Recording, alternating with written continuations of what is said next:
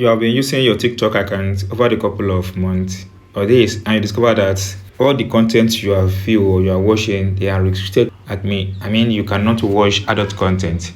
All you do is restricted content. Then how do you turn off this setting so that you'll be able to access adult content on your TikTok? Make sure you have TikTok on your device. Now, the first thing you have to do is to be sure that the TikTok app is up to date on your device. Go to the app store on your device, tap on it, then search for TikTok and be sure that TikTok is up to date on your device. If it is not up to date, make sure you update it. Now that I've done that, then go and open the TikTok app on your device. Comes out like this, then tap on this profile icon. Then it brings to this interface. Tap on the three on top of the screen. Now tap on the settings icon one more time. Now tap on content preferences. Just wait a few seconds. It comes out like this. Now you see restricted mode is turned off.